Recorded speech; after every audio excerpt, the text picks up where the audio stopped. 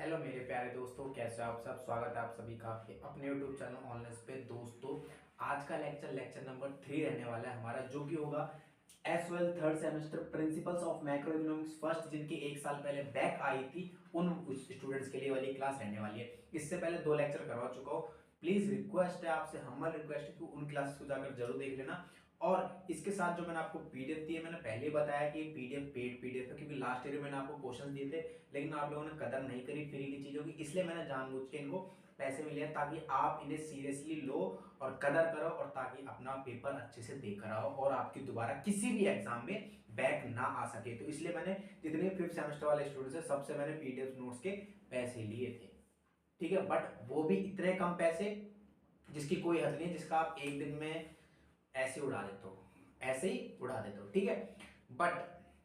But इससे पहले मैं रिक्वेस्ट यही करूंगा कि आप वो दोनों क्लास जाकर देख लेना, और इस पीडीएफ को डाउनलोड करना मत भूलना, क्योंकि पीडीएफ डाउनलोड कर लो और क्लास देख लो, आपके लिए काफी है, सफिशिएंट है। इससे बाहर आपका पेपर नहीं जाएगा, ये मेरी गारंटी है, क्योंकि पेपर आपका ओल्ड एजुकेशन पॉलिसी के थ्रू ही आने वाला है। चाहे आप अभी 3rd सेमेस्टर का एग्जाम दोगे 3rd सेमेस्टर वाले बच्चों के साथ में, लेकिन किंतु परंतु आपका सिलेबस ओल्ड एजुकेशन पॉलिसी के थ्रू ही होगा, ठीक है। ये सभी का जो डाउट था यहाँ पर क्लियर हो गया, राइट। तो चलिए पीडीएफ खोलिए, और पीडीएफ के अंदर क्वेश्चन नंबर 5 क्या है, मौद्रिक नीति। बहुत ही इंपॉर्टेंट टॉपिक है। इस टॉपिक से आपको घुमा फिरा के 1 से 2 क्वेश्चन बन जाएंगे। क्वेश्चन यहाँ पर कुछ अलग है, जो मैंने यहाँ पर खोला हुआ पीडीएफ, क्वेश्चन यहाँ पर कुछ अलग है, लेकिन हो सकता है कि पेपर में कुछ अलग घुमा के फिरा के दे दी जाए, लेकिन मौद्रिक नीति का मतलब, उसके विशेषताएं, उसके ऑपरेशन सारे सेम रहने वाले हैं, ठीक है मेरे प्यारे दोस्तों। तो वीडियो शुरू करने से पहले आप लोगों से रिक्वेस्ट है कि प्लीज इस वीडियो को, हमारे चैनल को सब्सक्राइब कर देना, वीडियो को लाइक करके जरूर जाना अगर वीडियो चलेगी तो, और शेयर जरूर कर देना, ठीक है। आइए पहला 5th क्वेश्चन हमारे यहाँ पर देखिए, पीडीएफ के अंदर क्या लिखा बोला है, मौद्रिक नीति का अर्थ क्या है। किसी अर्थव्यवस्था में किसी अर्थव्यवस्था में मुद्रा आपूर्ति को नियंत्रण करने के लिए केंद्रीय बैंक द्वारा उपयोग किए जाने वाले उपकरणों की व्याख्या करें। 2 क्वेश्चन है, दोनों क्वेश्चन को मिक्स किया गया है, और मैं गारंटी दे रहा हूं कि आपका, अगर इस बार तो देखा जा रहा है कि 18.5 मार्क्स के क्वेश्चन आपसे पूछे जा रहे हैं, ठीक है। तो अगर हम बोले कि ये क्वेश्चन भी आपका 18.5 मार्क्स का ही पूछा जाने वाला है, राइट। चलिए शुरू करते हैं। मौद्रिक नीति, यार देखो क्या मतलब होता है मौद्रिक नीति का। मौद्रिक नीति का मतलब यह है कि इसमें ना क्या होता है, जो आपकी केंद्रीय बैंक है, केंद्रीय बैंक बैंकों के द्वारा मार्केट में जो मुद्रा की आपूर्ति होती है उसको ठीक करती है, और मुद्रा को नियंत्रण करने में सहायक होती है। मौद्रिक नीति के अंदर ये पूरा सर्कल काम आता है। अब कैसे, इसको पढ़ो। क्या बोला है, मौद्रिक नीति उन कार्य उपायों को किस संभोग को संदर्भित करती है, समूह को संदर्भित करती है, जो एक केंद्रीय बैंक किसी अर्थव्यवस्था में उन आपूर्ति और ब्याज दरों को नियंत्रण और विनियमित करने के लिए करता है। वही बात जो मैंने अभी यहां पर बोली कि भैया, जो केंद्रीय बैंक क्या करता है, जो मार्केट में मुद्रा की आपूर्ति है उसको नियंत्रण करने का काम करता है यहाँ पर केंद्रीय बैंक। यहाँ पर पहली बात तो ये हुई। मौद्रिक नीति का प्राथमिक लक्ष्य आमतौर पर आर्थिक स्थिरता प्राप्त करना है। आज अब देखो केंद्रीय बैंक क्या करता है, केंद्रीय बैंक मुद्रा की सप्लाई कर रहा है, कुछ भी कर रहा है, फिर अदर बैंकों के थ्रू मुद्रा की सप्लाई करवा रहा है मार्केट में। तो उससे क्या होगा, उससे क्या हो रहा है, जो हमारे देश की अर्थव्यवस्था है ना, हमारे देश की अर्थव्यवस्था, हमारे देश की अर्थव्यवस्था में क्या आ रही है, निरंतरता आ रही है। निरंतर मतलब स्थिरता है, मतलब ये हमारे देश की अर्थव्यवस्था स्थिरता हो रही है। देखो कुछ चीजें यहाँ पर ऐसी है, जैसे मुद्रास्फीति आ गई, इन्फ्लेशन, डिफ्लेशन, इनके चलते क्या होती है, हमारी जो अर्थव्यवस्था है बिगड़ जाती है, ये टेढ़ी मेढ़ी कुछ भी हो जाती है, ऊपर नीचे डाउन हो जाती है ना। अब देखो मौद्रिक नीति क्या करवाती है, मौद्रिक नीति का मेन लक्ष्य होता है जो आपकी मुद्रास्फीति है ना, कि मुद्रास्फीति को कंट्रोल करती है, नेगेटिव पॉजिटिव लेकर जाती है, उनको कंट्रोल करती है। दूसरा क्या है आपका, अगर मैं यहां पर बताऊं, जो रोजगार है, रोजगार को बढ़ावा देती है, रोजगार को मौद्रिक नीति आपकी बढ़ावा देती है, ये बात ध्यान रखना, ठीक है। आइए, और जो रोजगार बढ़ा दिया तो इन्हीं के साथ साथ देखो एक सर्कल है जो चलता रहता है, इससे क्या होता है, विकास बढ़ता है, ठीक है। लोगों की जो लाइफ स्टाइल है, लाइफ स्टाइल बिल्कुल ठीक होती चली जाती है, स्थिर आती जाती है, ठीक है। क्योंकि आपको पता है यार, मुद्रास्फीति कम हो रही है, पैसों की मात्रा है, मतलब पैसे की जितनी जरूरत है उतनी गवर्नमेंट ने सप्लाई कर रखी है पैसों की, सिंपल सी बात। और उसमें फिर बाद में क्या हो रहा है, रोजगार को बढ़ावा भी दे रही है, ठीक है, जिससे क्या हो रहा है, हमारा विकास भी हो रहा है, और विकास होगा हमारी लाइफस्टाइल अच्छी होती चली जाएगी, सिंपल सी बात। आप शब्दों में पढ़ते हैं। मौद्रिक नीति का प्राथमिक लक्ष्य आमतौर पर आर्थिक स्थिरता प्रदान करना है, जिसमें मुद्रास्फीति का नियंत्रण, ठीक है, रोजगार को बढ़ावा देना और सतत आर्थिक विकास, मतलब विकास, ठीक है, और शामिल करना है। केंद्रीय बैंक जैसे संयुक्त राष्ट्र, अब केंद्रीय बैंक कौन कौन, जैसे संयुक्त राज्य अमेरिका में फेडरल रिजर्व, या यूरोजोन में यूरोपियन सेंट्रल बैंक, मतलब हर तरह के, हर एक अर्थव्यवस्था में अलग अलग तरीके के, अलग अलग नाम के सेंट्रल बैंक खुले हुए हैं, ठीक है। आइए आगे बात कर लेते हैं कि केंद्रीय बैंक मुद्रा आपूर्ति और ब्याज दरों को प्रभावित करने के लिए विभिन्न उपकरणों का उपयोग करती है। मुद्रा आपूर्ति का यहाँ पर क्या मतलब है, आपूर्ति का मतलब है कि भैया आपूर्ति, देखो हिंदी में अगर हम, इंग्लिश में हम लिखते हैं तो सप्लाई होता है, ठीक है, और इसी का हिंदी ट्रांसलेट होता है आपूर्ति। तो ठीक है, आप लोग कंफ्यूज मत होना कि आपूर्ति मतलब कि पूर्ति नहीं है, कि नहीं, ये नहीं है यहाँ पर, ठीक है। अब आपको पता है जो हमारा सेंट्रल बैंक होता है, वो जो अदर कॉमर्शियल बैंक होते हैं, क्या, मैं अगर आपको बात करूं, जो हमारा सेंट्रल बैंक है, सेंट्रल बैंक, ठीक है, वो अदर जितने भी कॉमर्शियल बैंक्स हैं, जितने भी कॉमर्शियल बैंक्स हैं, उनको क्या करवाता है, मार्केट में उनके थ्रू, मार्केट में लोगों तक उनके थ्रू क्या करवाता है, मुद्रा की पूर्ति करवाता है। क्या करवाता है, मुद्रा की पूर्ति करवाता है, सप्लाई करवाता है। और जिससे क्या होता है कि हमारा ना जो मुद्रास्फीति है ये कंट्रोल में रहती है। ये कौन करवाता है, सेंट्रल बैंक के थ्रू ये सारी चीजें की जाती है। और सेंट्रल बैंक, जो हमारा सेंट्रल बैंक होता है ना, इसी के थ्रू जो हमारी CRR, रेपो रेट, ठीक है, SLR, ठीक है, ये सारे इन्हीं के थ्रू क्या किए जाते हैं, कंट्रोल किए जाते हैं। किसके थ्रू, किसके थ्रू कंट्रोल किया जाता है, सेंट्रल बैंक के थ्रू। तो ये ना, इनकी हर एक पूरा एक चक्र है, अगर आप इस चक्कर को समझ गए ना, तो मैं गारंटी दे रहा हूं आप 90% इकोनॉमिक्स समझ गए, मतलब एग्रीगेट डिमांड वाली, एग्रीगेट जो समष्टि अर्थशास्त्र आप उसको समझ जाओगे कि यहाँ पर 1% की बात नहीं, यहाँ पर काफी बड़े लेवल पर पर्सन की बात होती है, ठीक है। चलिए, अगर सबसे पहले हम इसका जो क्या क्वेश्चन में क्या था हमारा, अब अगर हम दोबारा से क्वेश्चन पढ़े, हमने हमने मौद्रिक नीति के बारे में पढ़ लिया। अब अगर हम आगे क्वेश्चन में पढ़े, बोला है कि किसी अर्थव्यवस्था में मुद्रा आपूर्ति को नियंत्रित करने के लिए केंद्रीय बैंक द्वारा समाये गए उपाय। अब उपाय कौन कौन से, अगर मैं पहले आप ओपन बताऊं, ओपनली, तो फर्स्ट है आपका open market operation, open market operation. Open market operation का मतलब ये नहीं है कि बाहर खाट लेके बैठ जाएगा एमबीबीएस डॉक्टर और वहां पर उसका ऑपरेशन कर रहा, नहीं। यहां पर क्या मतलब है, यहां पर मतलब ये है जो आपका सेंट्रल बैंक है, क्या है, आपका सेंट्रल बैंक है, ये क्या करता है, जो सरकार की प्रतिभूतियां है, सरकार की प्रतिभूतियां, क्या, सरकार की प्रतिभूतियां जैसे शेयर्स,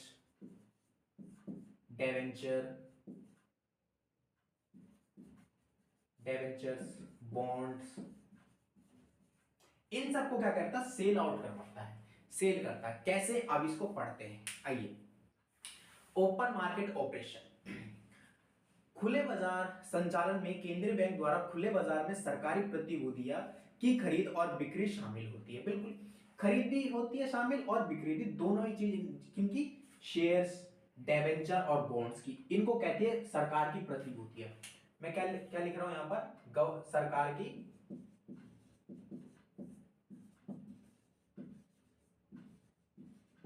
ये क्या कहलाती है, सरकार की प्रतिभूतियां कहलाती है। आइए, हाँ, ये कैसे काम करता है, जब केंद्रीय बैंक सरकारी प्रतिभूतियां खरीदता है तो ये बैंकिंग प्रणाली में पैसा डालता है, समझे। मैं देखो, एक बात बताओ, आपने शेयर्स खरीदे, आपने डिबेंचर खरीदे, तो क्या आपके पास में एक तरीके से पैसा आया या नहीं आया, जो आपके बैंक से, जो आपके बैंक है उनके पास में पैसा आया या नहीं आया, एक तरीके से आप बताओ। ऑफ कोर्स पैसा आएगा। बैंकिंग प्रणाली जो हमारी सेंट्रल बैंक है, अगर सेंट्रल बैंक ने इनको खरीदा, किसको, शेयर्स, डिबेंचर, बॉन्ड्स को, तो वो क्या करेगी, वो जो हमारे कमर्शियल बैंक्स है, जो हमारे कमर्शियल बैंक्स है उनके थ्रू क्या करवाती है, मार्केट में मनी सप्लाई करवा देगी।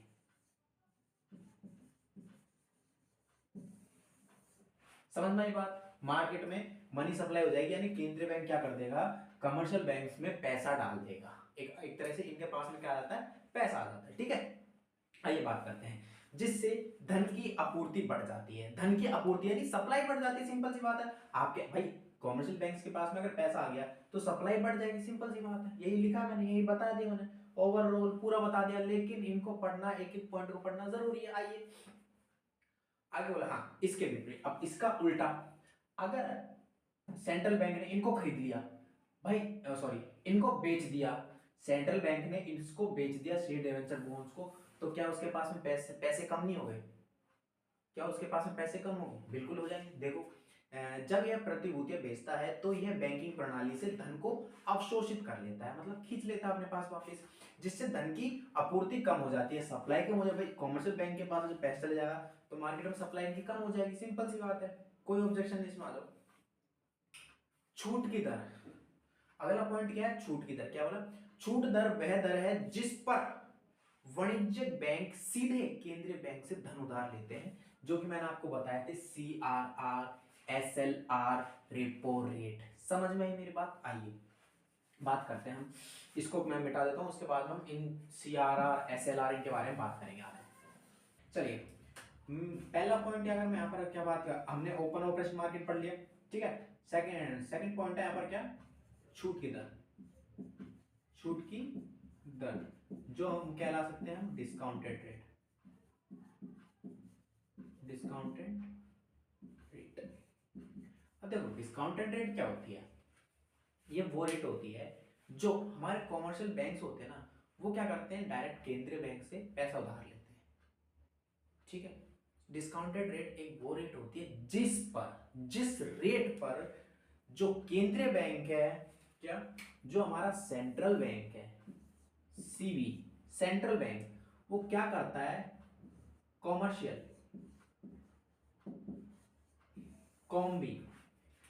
बैंक्स को क्या करता है, पैसे उधार देता है। क्या देता है, मनी लोन पे देता है, अगर आप लोग बोल सकते हो कि मनी लोन पर देता है ना। और कॉमर्शियल बैंक क्या करते हैं, कस्टमर्स को मनी लोन पर देते हैं। ठीक है, कस्टमर्स को मनी लोन पर देते हैं, राइट।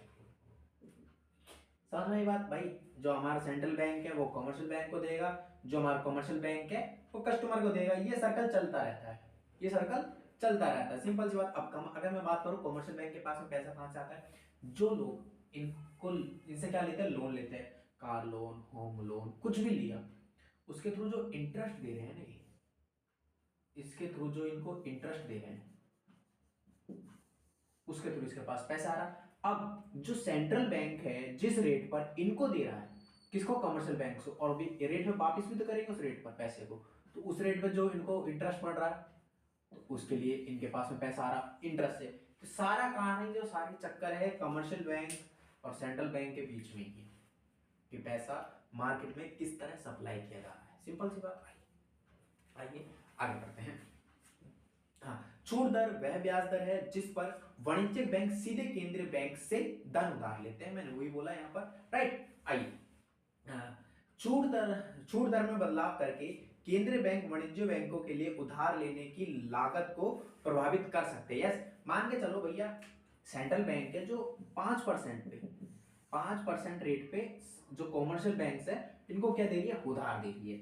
अब यहाँ पर क्या बोला कि इनकी जो रेट है उसको परिवर्तन करके, रेट में कम या ज्यादा करके, जो कॉमर्शियल बैंक्स है ना इनको ज्यादा लोन लेने पर मजबूर कर देती है, ज्यादा लोन लेने पर मजबूर कर देती है। ठीक है, जैसे मान लो भाई 5% है, उसने बोला यार ठीक है मैं एक काम करता हूँ 4% ले लेता हूँ, 4% पे इसने कमर्शियल बैंक ने लोन ले लिया, 4% पे इसने ले लिया। अब ये क्या करेगी, मान के चलो इसने डबल रेट पे, 4 से डबल 8% रेट पे कस्टमर्स को दे दिया। मैं अगर आपको एक सिंपल सी बात बताऊं ना, कि कोई भी टैक्स दे रहा हो, कोई भी इंटरेस्ट दे रहा हो किसी भी सरकारी काम में, कोई भी इंटरेस्ट है, कोई भी टैक्स है, कुछ भी दे रहा है ना, वहां पर कौन पिसता है? कस्टमर। कस्टमर पिसता है वहां पर। कस्टमर का नाम ही आप सुन सकते हो, कस्टमर। तुमर हर जगह नॉर्मल इंसान हो चाहे हाई फाई कैंडिडेट हो, लेकिन हमेशा कस्टमर ही पिसा जाता है, चाहे कोई सा भी आप टैक्स पे कर रहे हो।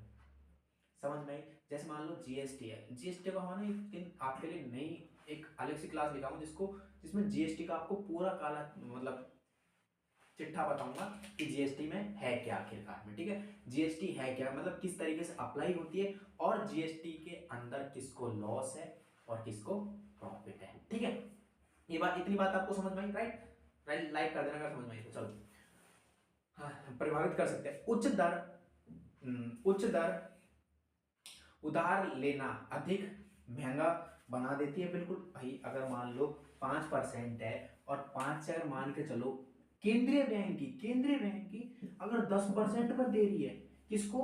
कमर्शियल बैंक्स को, तो कमर्शियल बैंक वाले बोलेंगे यार 10% भाई, तो फिर वो कहेंगे ठीक है यार, हमारे पास में पैसा हम दे सकते हैं, अगर हमारे कस्टमर्स इतनी लीड्स अच्छी है, हमारे पास में कस्टमर्स है कि अगर हम 20% में भी उन्हें लोन देंगे तो ले लेंगे, तो वो ले लेंगे। तो कमर्शियल बैंक क्या करेगा? इनसे उधार ले लेगा 10% पे, लेकिन पिसा कौन वहां पर? कस्टमर। समझ में आई बात आपको? आई? हाँ, छूट दर को समायोजित करने से ब्याज दरें प्रभावित होती है। बिल्कुल, यहाँ पर प्रभावित होती है ब्याज दरें। यहाँ पर समझ में आई? इनके लिए प्रभावित नहीं होती, कस्टमर्स के लिए प्रभावित होती है। ठीक है, जिन पर बैंक एक दूसरे को और उपभोक्ताओं को, व्यवसायों को उधार देते हैं। आगे भाई वो वाले उपभोक्ताओं को, मतलब यहां पर इसने छूट दर चाहे कितनी बढ़ाई हो चाहे घटाई हो, लेकिन इंटरेस्ट इसको प्रभावित करेगा, किसको? कस्टमर्स को प्रभावित करेगा, कस्टमर्स को ही इफेक्ट डालेगा इंटरेस्ट। राइट? आइए, आरक्षित आवश्यकताएं, अगला पॉइंट समझो, आरक्षित आवश्यकताएं।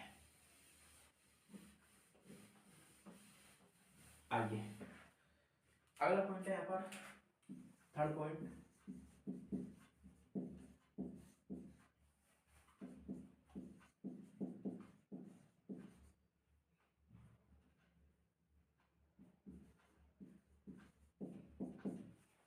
आरक्षित आवश्यकताएं के बारे में समझते हैं, क्या बोला है इसमें। आइए, बोला है कि आरक्षित आवश्यकताएं जमा राशि के उस प्रतिशत को संदर्भित करती है जिसे बैंक को नकदी के रूप में या केंद्रीय बैंक के पास जमा के रूप में आरक्षित रखना हो। और अगर मैं इसको आपसे बोलूं, इसको कहते हैं CRR, cash reserve ratio. Right? Cash reserve ratio ये वो रेशियो है जिस पर जो वाणिज्यिक बैंक है, यहां पर अब हम बात कर लेते हैं कॉमर्शियल बैंक्स की। कॉमर्शियल बैंक्स जो है उस रेट पर केंद्रीय बैंक के पास में, किसके पास में? सेंट्रल बैंक के पास में क्या करता है? अपनी जमा रखता है, अपनी जमा। अब आप सोचोगे यार, central bank, commercial bank central bank के पास में क्यों जमा रख रहा है? देखो भैया, मार्केट है, एक बैंक, अगर मैं एक तरह से बोलूं कि ये बिजनेस है, बैंक भी एक तरीके से बिजनेस कर रहा है लोगों के साथ में, है ना। अब भाई आपको पता है यार, बिजनेस में कभी भी उतार चढ़ाव आते रहते हैं। जब बैंक कभी घाटे में नहीं जाते, बिल्कुल जाते हैं। सरकारी बैंक होते हैं घाटे नहीं जाते, चले जाते हैं। जो अगर आप लोग देखोगे प्राइवेट बैंक से घाटे में जाते हैं 100% जाते हैं यार घाटे में। घाटे में क्यों जाते हैं? अब मान लो केंद्रीय बैंक यहाँ पर क्या करता है कि भैया कोई बैंक है, उसे पता है कि बैंक तो घाटे में जाएगा ही नहीं जाएगा, वो एक अलग चीज है, लेकिन उसे पता है कि अगर इन फ्यूचर ये बैंक घाटे में चले गया तो जो लोगों का पैसा इसने उधार ले रखा है, जो लोगों के पैसे इसके बैंक में जमा है, वो कौन चुकाएगा? तो सेंट्रल बैंक देती है वहां पर कौन देती है? सेंट्रल बैंक देती है, और उसी रेट पर यहाँ पर ये क्या करती है? जमा करवाती है। दैट्स मीन CRR, यानी एक पैसा, मतलब एक रेशियो होता है पैसों का। लाइक अरे ऐसे समझ में नहीं आएगा आपको, लाइक मान के चलो कि 1 लाख रुपए है कमर्शियल बैंक के पास में, इस 1 लाख में से इसने सेंट्रल बैंक को 50,000 रुपए जमा करवा के रख रखे हैं कि अगर भाई मेरे 1 लाख रुपए पूरे डूब जाए तो आप हमारे जो कस्टमर्स हैं जो जुड़े हुए हैं उनको आप अपना पैसा, उनके पैसे चुका सको, चाहे 50% ही दे सको, लेकिन उनको उनके पैसे वापस हो जा सके, ताकि कस्टमर ना मरे, क्योंकि कस्टमर के नाम में मर आ रहा तो बट और ज्यादा ना मर जाए। समझ में आई? तो अब इसको पूरा पढ़ लेते हैं। आरक्षित आवश्यकताएं जमा राशि के उस प्रतिशत को संदर्भित करती है जिसे बैंक को नकदी के रूप में या केंद्रीय बैंक के पास जमा के रूप में आरक्षित रखना है। राइट, वही बात मैंने पूरी आपको समझा दी यहां पर। आइए, आरक्षित आवश्यकताओं को बढ़ाने से बैंकों द्वारा उधार दी जाने वाली धन की मात्रा कम हो जाती है।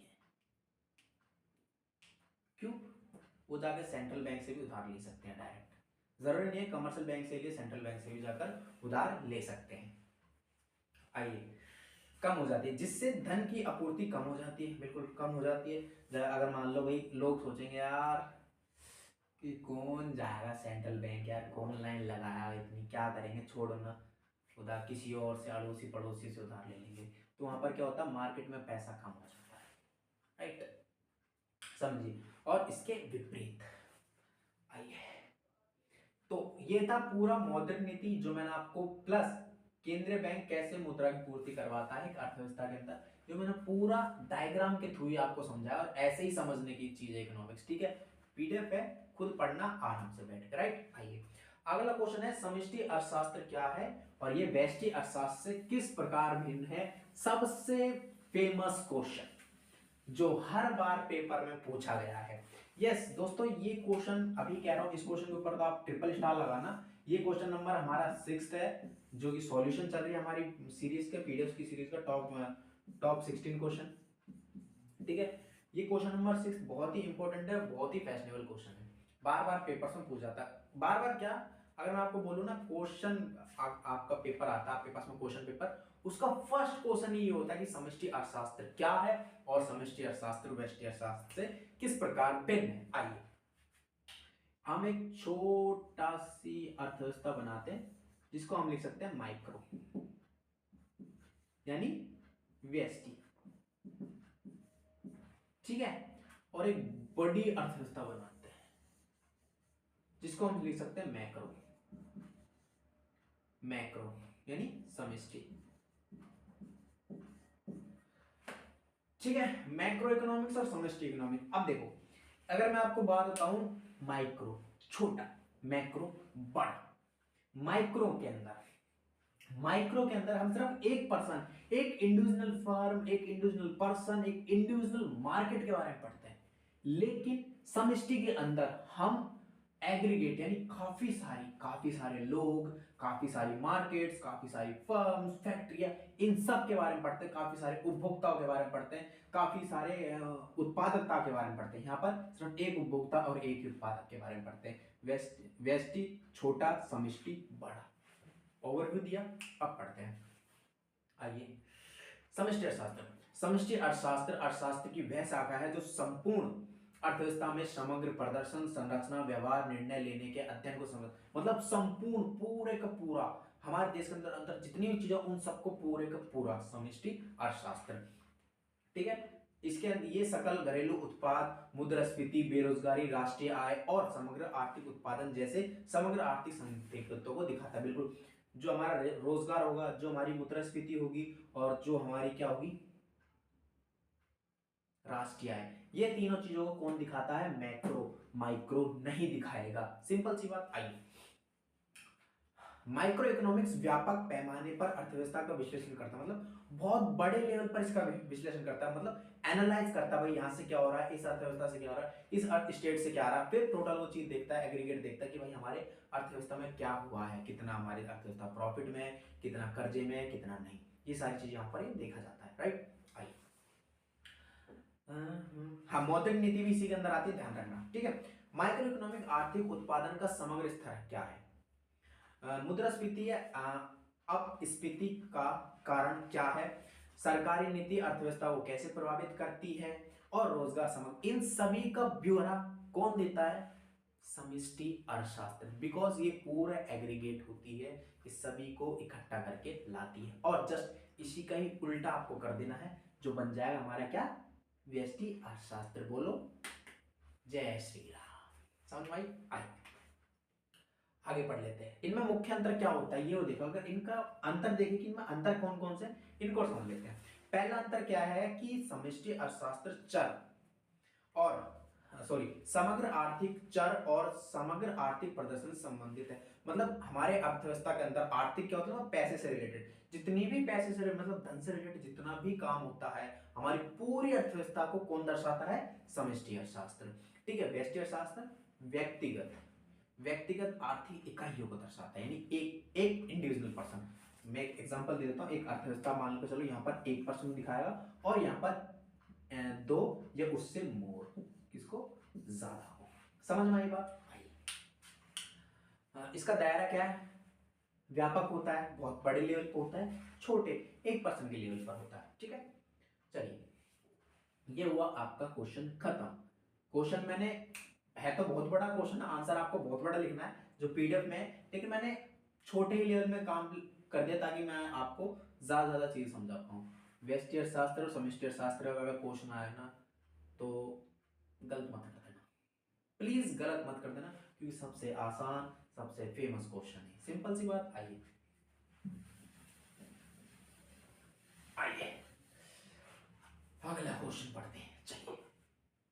हाँ, अगला क्वेश्चन है क्वेश्चन नंबर 7वां। ज्यादा इंपॉर्टेंट नहीं है बट इंपॉर्टेंट डाला है क्योंकि ये एक बार क्वेश्चन पूछा गया है। कैसे, घरेलू फर्मों और सरकारों के बीच संबंध दर्शाने के लिए एक स्पष्टीकरण प्रदान करें। मतलब जो घरेलू फर्म है, मतलब हर एक अलग अलग फर्म, उनके बीच, उनसे और जो सरकार है उससे क्या संबंध होता है, ये आपको दर्शाना है। कैसे, आइए क्वेश्चन नंबर 7 हम पढ़ रहे हैं यहाँ पर। कौन सा, घरेलू फर्म, क्या, घरेलू फर्म्स। ठीक है, और हमारी क्या है, प्यारी सी सरकार। ठीक है, हमें क्या दर्शाना है, घरेलू फर्मों और सरकार के बीच में संबंध,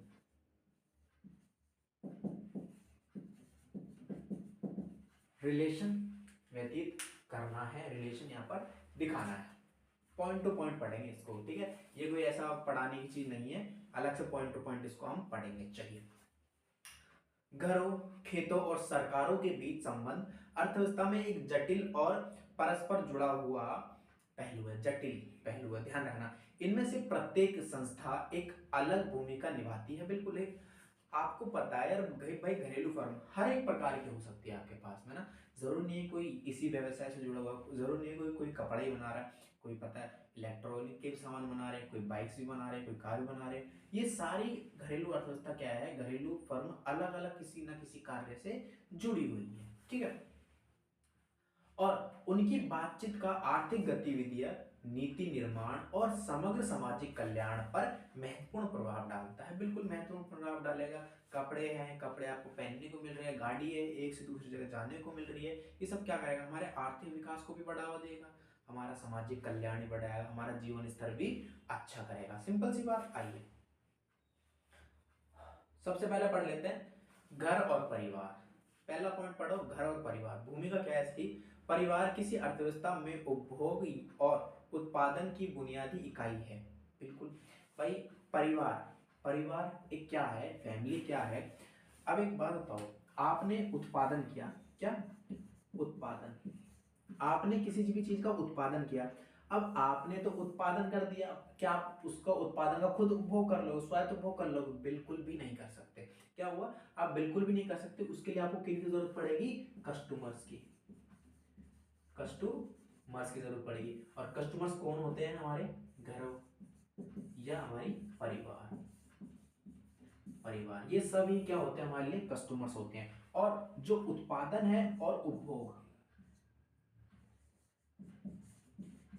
इन दोनों के बीच की जो कड़ी है ना, वो कौन है, घर और परिवार। सिंपल सी बात, यानी कस्टमर्स। एक उत्पादन प्रक्रिया कंप्लीट तब कहलाएगी जब उत्पादन हो गया और उसका उपभोग कर लिया, और उपभोग कौन करेगा, कस्टमर। सिंपल सी बात। हाँ, इनमें ऐसे व्यक्ति या परिवार शामिल होते हैं जो वस्तु और सेवाओं का उपभोग करते हैं, अभी बता दिया मैंने, और खेती सहित उत्पादक गतिविधियों में भी संलग्न होते हैं। भाई खेती कौन करता है, इंसान, मनुष्य, परिवार। एक अकेला पर्सन खेती नहीं कर सकता। आपको पता है खेती करने के लिए कितने ज्यादा लोगों की जरूरत होती है। ठीक है, खेत में जुताई कर रहे हैं, ट्रैक्टर चला रहे हैं, पानी दे रहे हैं, मौसम के अकॉर्डिंग उसमें फसलें उगाई जा रही है। एक अकेला पर्सन कतई नहीं कर सकता। एक घर या परिवार की जरूरत होती है उस चीज के लिए। सिंपल सी बात। आइए फर्म के बारे में जान लेते हैं, फर्म क्या भूमिका निभाती है यहाँ पर। फर्म कृषि उत्पादन में शामिल इकाइयां हैं, हाँ, जिनमें छोटे पारिवारिक फर्म से लेकर बड़े वाणिज्यिक उद्योग तक शामिल है। वे भोजन, कच्चे माल और अन्य कृषि उत्पादक के उत्पादन में योगदान करते हैं। सिंपल। अब भाई एक छोटी फर्म है, कोई मान लो, वो क्या कर रही है, लोगों को खाना भी पहुंचा रही है। ठीक है, कृषि से क्या संबंधित होती है भाई, आपने मान लो आपने ना गेहूं गेहूं बाजरा ये उगाया।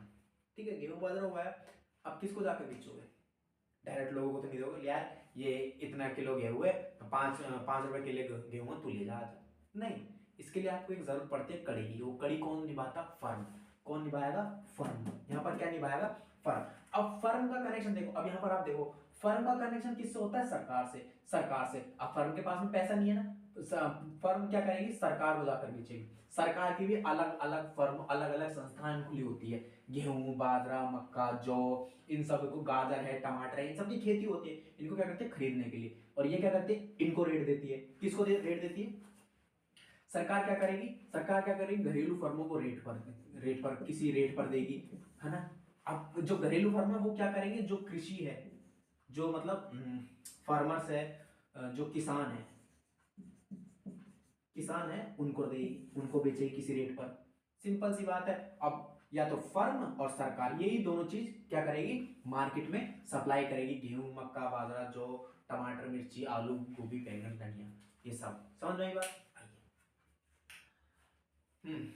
शाम भोजन योगदान शामिल है।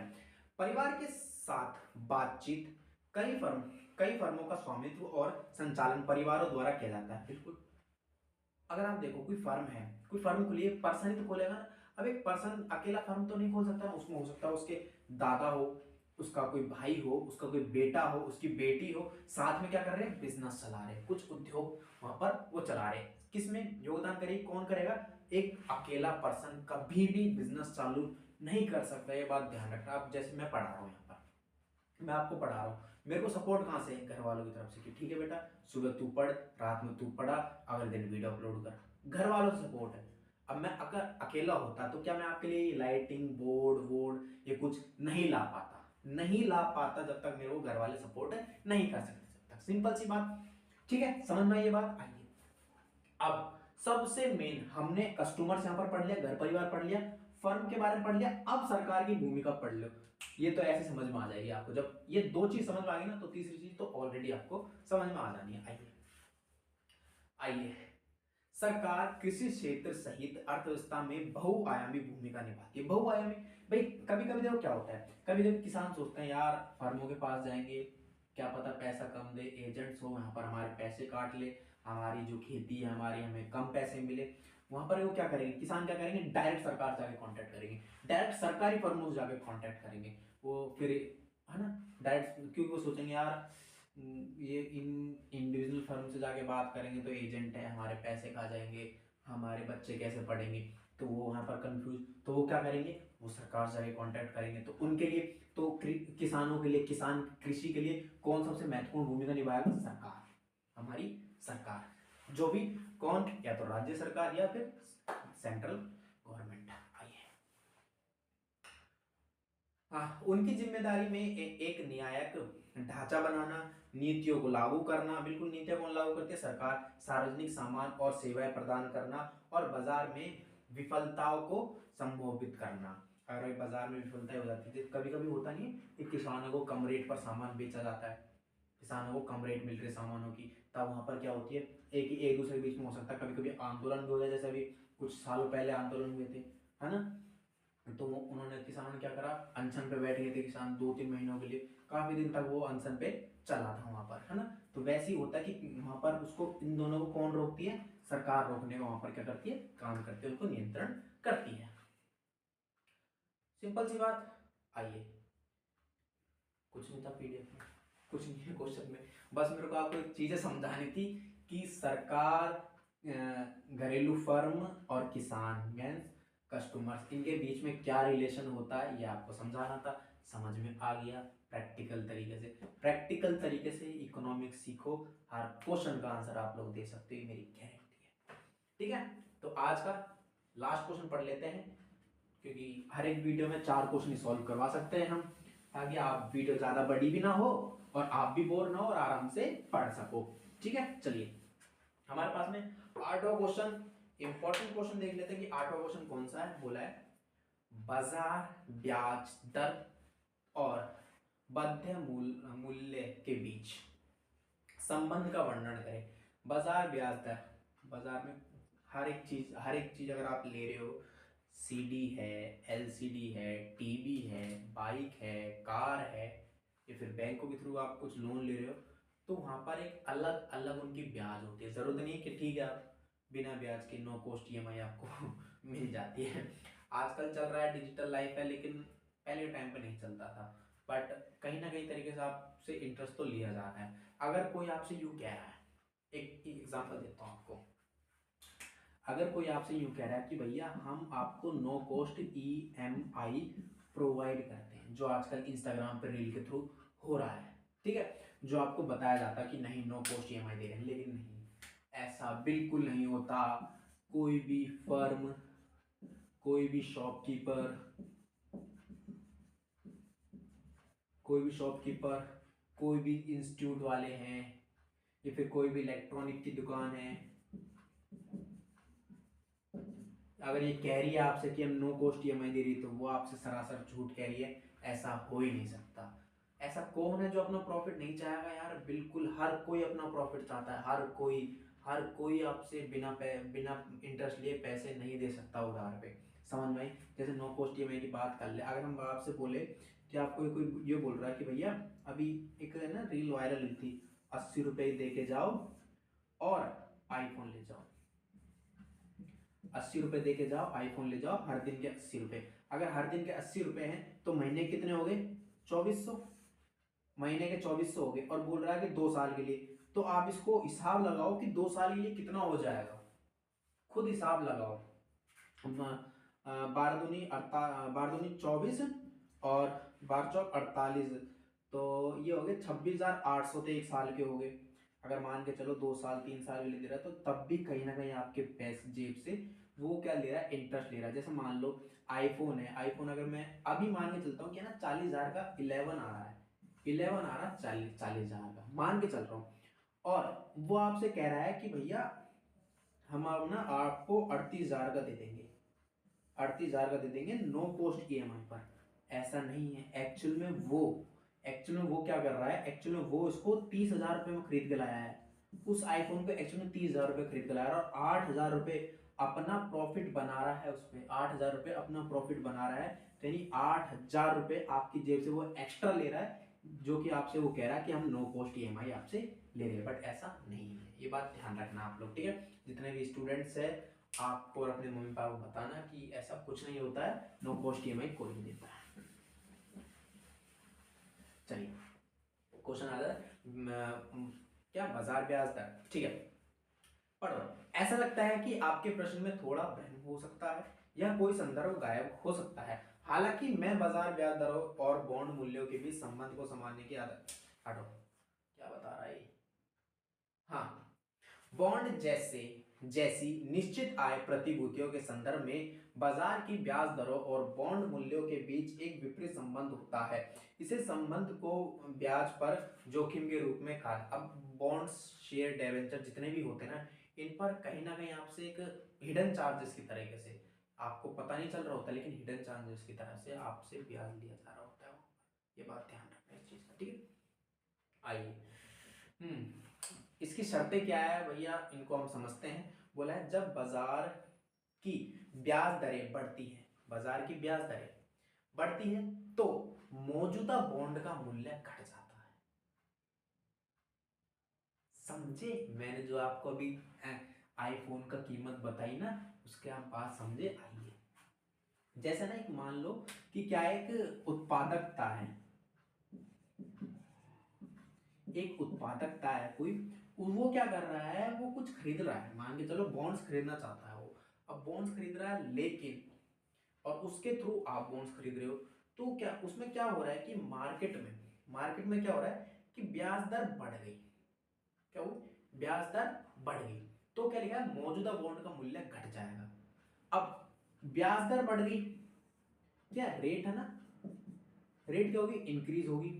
ठीक है, रेट इंक्रीज होगी तो यार ये सोचा कि लो तो ले लिया, बॉन्ड ले लिया इसने, लेकिन ये जो कस्टमर्स है ना, जो इसके थ्रू बॉन्ड्स बॉन्ड्स खरीदेंगे, जो एजेंट्स होते हैं, हम उत्पादकता में हमें एजेंट्स ले सकते हैं। अगर एजेंट्स के थ्रू जो आप यहाँ पर खरीद रहे हो बॉन्ड्स, उनकी कीमत कम हो जाएगी। समझे बात? जैसे 10,000 का बॉन्ड है ना, 10,000 का बॉन्ड है और आपको मान के चलो रिटर्न पर मिल रहा है 10% उसकी रिटर्न मिल रही है, मिल गया। सोचोगे यार 10,000 पे 1,000 रुपये मिल रहा है, ठीक है, प्रॉफिट है। अब मार्केट में वहां पर क्या हुआ? मार्केट में 10% की जगह 20% हो गया, ब्याज दर बढ़ गई। आप सोचोगे यार ब्याज दर बढ़ गई, बट यहां पर क्या हुआ? बॉन्ड की जो कीमत है वो कम कर दी। यहां पर बॉन्ड की कीमत घट के मान के चलो कितनी होगी? 4,000 रहेगी, 4,000 रुपये रहेगी। अब निकालना ब्याज परसेंट निकालो, 20%। आप तो सोचोगे यार 20% रेट बढ़ रही है तो, पर रेट तो बढ़ा दी, बॉन्ड खरीद लेते हैं, लेकिन नहीं, बॉन्ड की रेट घटा दी। यहाँ पर वो इतने में खरीद नहीं रहे, 10,000 में खरीद नहीं रहे, वो 4,000 में खरीद रहे। 4 दूनी 8, 800 रुपये। सोचो 800 रुपये घट गए, 800 रुपये मिल रहे। समझ में आई बात? ये पूरा चक्कर है, इसको समझो। आइए इसके विपरीत, जब ब्याज की दर भी गिरती है, ब्याज की दर गिर गई है ना, तो मौजूदा बॉन्ड का मूल्य बढ़ जाएगा, मूल्य बढ़ जाएगा। ठीक है, क्योंकि इनको पता है कि यार मार्केट में तो रेट कम हो रही है, ठीक है, मैं बॉन्ड्स को खरीद लेता हूं और कस्टमर्स को इस रेट पर बेच दूंगा। सिंपल सी बात है, ये चक्कर है चलता है, ये चक्कर चलता है। आइए कुछ शर्तें उनको यहाँ पर समझते हैं। ये लोग मान लीजिए कि एक निवेशक एक निश्चित ब्याज दर, कूपन दर का भुगतान करने वाला बॉन्ड रखता है। बिल्कुल, यदि बाजार की ब्याज दरें कूपन दर से ऊपर हो जाती है, कूपन दर से ऊपर हो जाती है, ऊपर बढ़ जाती है, तो बाजार में जारी किए गए नए बॉन्ड निवेशक के पास मौजूद निश्चित दर वाले बॉन्ड की तुलना में अधिक उपज देंगे। बिल्कुल देंगे। ठीक है, एक पारदर्शी में मौजूद बॉन्ड नए निवेशकों के लिए कम आकर्षक हो जाता है, क्योंकि वे उच्च कूपन दरों के साथ नए जारी बॉन्ड में निवेश कर सकता है। राइट, ये कुछ शर्तें जो खुद पढ़ लेना, क्योंकि जो मेन फंडा था समझाने का, ये मैंने आपको समझाया है यहाँ पर। राइट, आइए अगले क्वेश्चन के ऊपर मूव करते हैं, लेकिन अगला क्वेश्चन हम नहीं करवाएंगे। ये इस वीडियो में इतना ही। इस लेक्चर में 4 क्वेश्चन सफिशिएंट है, ताकि आप बोर ना हो, आपको पढ़ने में इंटरेस्ट भी आए और आपको सारी चीज़ें समझ में आए। आज मैंने थोड़ा सा स्लो पढ़ाया, बिकॉज मेरी थोड़ी सी हो रखी है तबीयत खराब, कफ गला खराब है, इसलिए मैंने थोड़ा स्लो आपको पढ़ाया। बट अगर आपको तेज पढ़ने की आदत है तो जो सेटिंग का ऑप्शन होगा वीडियो में यूट्यूब पर, उस पर सेटिंग को जाकर स्पीड को बढ़ा लेना। और मैं पहले बोलता हूँ कि क्वालिटी और वॉइस क्वालिटी दोनों क्लियर आती है मेरी। मैं 10 बार चेक करके यहाँ से वीडियो डालता हूँ, तो अपने माइक को और अपने यूट्यूब की सेटिंग को ठीक कर लेना आप लोग। समझ में बात? चारों क्वेश्चन पूरे डिस्कस कर दिए। पीडीएफ का लिंक टेलीग्राम पर पिन किया हुआ है। क्या किया हुआ है? पिन किया हुआ है, जाकर आप लोग डाउनलोड कर सकते हो और इनको पढ़ना शुरू कर दो अभी से, क्योंकि कुछ ही दिन बाकी है आपके पेपर में, मात्र 15 दिन बाकी। 15 दिन है, 16 क्वेश्चन उड़ा मारो। ठीक है, 15 दिन है, 16 के 16 क्वेश्चन आप लोग उड़ा मारो। ठीक है, बाकी अगर कोई क्वेश्चन ऐसा है जो आपका डाउटिंग है, तो वो क्वेश्चन मुझे सेंड जरूर कर देना, उस पर मैं आपके अलग से एक लेक्चर बना दूंगा। क्योंकि अभी मेरे पास में 3-4 क्वेश्चन आए हैं, तो उन 3-4 क्वेश्चन की जगह मैं सोच रहा हूँ 6-7 क्वेश्चन हो जाए, तो एक साथ इकट्ठा आपको समझा दो, ताकि आपके डाउट क्लियर हो जाए। ठीक है मेरे प्यारे दोस्तों, आई होप आपको वीडियो अच्छी लगी है, लेक्चर पसंद आए तो प्लीज लाइक करके जरूर जाना और हमारे चैनल को सब्सक्राइब जरूर कर देना, और साथ में बेल आइकन ऑन कर देना, ताकि आपको न्यू वीडियो का नोटिफिकेशन सबसे पहले मिलते रहे। धन्यवाद दोस्तों।